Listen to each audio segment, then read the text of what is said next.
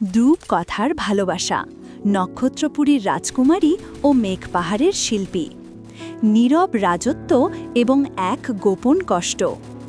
একদা ছিল নক্ষত্রপুরী নামে এক রাজ্য। এর আকাশ ছিল সর্বদা গভীর নীল, আর রাতে লক্ষ লক্ষ তারা সেখানে হীরার মতো জ্বলজ্বল করত। এই রাজ্যের শাসক ছিলেন রাজা চিত্রসেন এবং তার একমাত্র কন্যা রাজকুমারী ইন্দ্রাণী। ইন্দ্রাণী ছিলেন রূপে অদ্বিতীয়া, যেন স্বর্গের তারা নেমে এসেছে মর্তে। কিন্তু এই রাজত্বের গভীরে ছিল এক নীরব কষ্ট।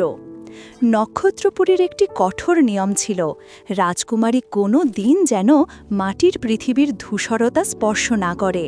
তাকে থাকতে হতো সোনার জালে ঘেরা কাঁচির দুর্গে, কারণ এক প্রাচীন অভিশাপ ছিল, যদি রাজকুমারী পৃথিবীর কোনো দুঃখ বা হতাশা অনুভব করেন তবে নক্ষত্রপুরীর সব আলো নিভে যাবে। তাই ইন্দ্রাণী সব সময় হাসি খুশি থাকার অভিনয় করত, কিন্তু তার হৃদয় ছিল খাঁচার পাখির মতো মুক্তিপিপাসু। একদিন রাতের গভীরে যখন সবাই ঘুমিয়ে, ইন্দ্রাণী লুকিয়ে দুর্গের সবচেয়ে উঁচু মিনারে উঠল। সেখানে বসেই সে দেখল বহু দূরে এক অদ্ভুত পাহাড়, যার চূড়া সব সময় মেঘে ঢাকা থাকত, নাম মেঘ পাহাড়। সে দেখল পাহাড়ের চূড়ায় একটি ছোট কুঁড়ে ঘরে টিমটিম করে আলো জ্বলছে। তার মন জানতে চাইল কে থাকে সেখানে। মেঘ পাহাড়ের শিল্পী অর্ণ। মেঘ পাহাড়ের সেই কুঁড়েঘায় থাকত এক তরুণ শিল্পী, নাম অর্ণ। অর্ণব ছিল না ধনী না বিখ্যাত, সে ছিল শুধু মেঘ ও বাতাসের রং চিনে নেওয়া এক দক্ষ চিত্রকর। অর্ণবের জীবনেও ছিল না কোনো রূপকথার আনন্দ। সে ছিল একজন সাধারণ মানুষ, যাকে তার গ্রাম সমাজ থেকে দূরে সরিয়ে দিয়েছিল, কারণ সে বাস্তবতার ছবি না এঁকে কেবল স্বপ্ন আর আবেগের ছবি আঁকত। একদিন অর্ণব পাহাড়ের কিনারায় বসে মেঘের ছবি আঁকছিল। হঠাৎ বাতাসের সাথে ভেসে এলো এক অপার্থিব সুর। সে দেখল দূর নক্ষত্রপুরীর মিনার থেকে আসা এক নরম আলো তার দিকে তাকিয়ে আছে। অর্ণব বুঝতে পারল না কেন, কিন্তু সেই মুহূর্তেই সে স্থির করল সে সেই আলোর উৎসকে তার ক্যানভাসে আঁকবে। সে আঁকল সেই রাজকুমারীকে, যার চোখে ছিল রাজ্যের সব আলোর ঝলক আর হৃদয়ে ছিল সব হতাশার ছায়া। মাসখানেক পর সেই রাতে যখন অর্ণব ছবিটি শেষ করল, সে মনে মনে ভাবল, যদি একদিন আমি এই রাজকুমারীর সাথে দেখা করতে পারতাম, তাকে দেখাতে পারতাম যে মাটির পৃথিবীর ধূসরতাতেও কত শত রং লুকিয়ে আছে। ভালোবাসার রং এবং অভিশাপের ভয়। ইন্দ্রাণী প্রতিদিন রাতে অর্ণবের কুঁড়ে ঘরের আলো দেখত। তার মনে সাহস এলো। একদিন সে তার বিশ্বস্ত পোষা ঈগলের পিঠে চড়ে গোপনে মেঘ পাহাড়ের উদ্দেশ্যে পাড়ি দিল। প্রথম দেখাতেই অর্ণব হতবাক হয়ে গেল। তার ক্যানভাসের স্বপ্ন আজ তার সামনে দাঁড়িয়ে। ইন্দ্রাণী তার চারপাশের কাঁচের দেওয়াল থেকে পালিয়ে এসেছে। তারা দুজন সারা রাত মেঘের ওপর বসে গল্প করল। অর্ণব তাকে দেখালো কিভাবে মেঘেরা প্রতিদিন রং পাল্টায়, কিভাবে বৃষ্টির ফোঁটায় জীবন আবার নতুন করে শুরু হয়। ইন্দ্রাণী প্রথমবার জানল পৃথিবীর দুঃখ মানে আসলে নতুন স্বপ্ন দেখার অনুপ্রেরণা। অর্ণব জানত না ইন্দ্রাণীর অভিশাপের কথা। সে শুধু জানত এই মেয়েটির হৃদয়কে সে তার শিল্প দিয়ে রাঙিয়ে দিতে চায়। অর্ণব তার আঁকা সব ছবি দেখালো, যেখানে হারানো আলো, ভাঙা আশা এবং পরাজিত স্বপ্নগুলো নতুন করে রং ফিরে পেয়েছে। কিন্তু নিয়তি চুপ করে থাকেনি। নক্ষত্রপুরীর রাজার গুপ্তচররা তাদের ভালোবাসার কথা জেনে গেল। তারা জানালো রাজকুমারীর দুঃখকে খুব কাছ থেকে জেনে ফেলেছে, কারণ অর্ণবের আঁকা ছবিগুলোতে ছিল জীবনের সংগ্রাম ও কষ্টের ছবি। রাজকুমারী যত বেশি এই পৃথিবীর কষ্ট দেখছিল, ততই নক্ষত্রপুরীর আলো ম্লান হতে শুরু করল। কঠিন পথের আহ্বান।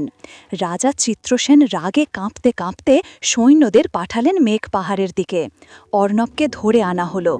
রাজা বজ্রস্বরে বললেন, এই পৃথিবীর দুঃখ তুমি আমার রাজকুমারীর হৃদয়ে ঢুকিয়ে দিয়েছ, যার ফলে আমাদের রাজ্যের আলো নিভে যাচ্ছে। তোমাকে শাস্তি পেতে হবে। ইন্দ্রাণী রাজার পায়ের কাছে লুটিয়ে পড়ল। বাবা, অর্ণব আমাকে দুঃখ দেয়নি, সে আমাকে দেখিয়েছে দুঃখকে কিভাবে ভালোবাসতে হয়। সে আমাকে দেখিয়েছে হার মানার পরও কিভাবে আবার জেতার স্বপ্ন দেখতে হয়। রাজা রাজি হলেন না। তিনি অর্ণবকে কঠিনতম শর্ত দিলেন, যদি তুমি 3 দিনের মধ্যে এই রাজ্যের নিভে যাওয়া সব তারা ফিরিয়ে আনতে পারো, তবেই তুমি ইন্দ্রাণীকে পাবে, নতুবা তোমার মৃত্যু অনিবার্য। এটি ছিল অসম্ভব শর্ত, কারণ রাজ্যের তারাগুলো অভিশাপের ফলেই নিভে গিয়েছিল, যা কোনো মানুষের পক্ষে ফিরিয়ে আনা সম্ভব ছিল না। ভালোবাসার চূড়ান্ত পরীক্ষা এবং জয়। অর্ণব হার মানল না। সে হাতে নিল তার রং, তুলি, আর সাথে ছিল শুধু শ্রেয়ার প্রতি তার অটুট বিশ্বাস। সে জানত সে হয়তো আকাশের আসল তারাগুলো জ্বালাতে পারবে না, কিন্তু সে পারবে তার ভালোবাসার শক্তি দিয়ে নতুন তারা তৈরি করতে। প্রথম দিন অর্ণব পাহাড়ের চূড়ায় উঠে এমন ছবি আঁকল যা ছিল তার এবং ইন্দ্রাণীর প্রথম দেখা হওয়ার ছবি। তার তুলির ছোঁয়ায় নক্ষত্রপুরীর অন্ধকার আকাশে একটি তারা জ্বলে উঠল, সেটি ছিল আশার তারা।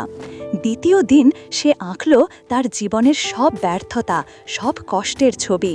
প্রতিটি ব্যর্থতার রেখা যখনই সে তুলি দিয়ে ঢাকল, তখনই আকাশে জ্বলে উঠল দ্বিতীয় তারা। সেটি ছিল ধৈর্য ও সহনশীলতার তারা। তৃতীয় দিন সময় ফুরিয়ে আসছে। অর্ণব শেষবারের মতো চোখ বন্ধ করল। সে আঁকল ইন্দ্রাণীর সেই চোখ যা তাকে প্রথম দিন অনুপ্রেরণা করেছিল। সে আঁকল শ্রেয়ার দেওয়া সেই আশ্বাস যা বলেছিল হার জিত থাকবেই, কিন্তু লড়াই কখনো থামানো যাবে না।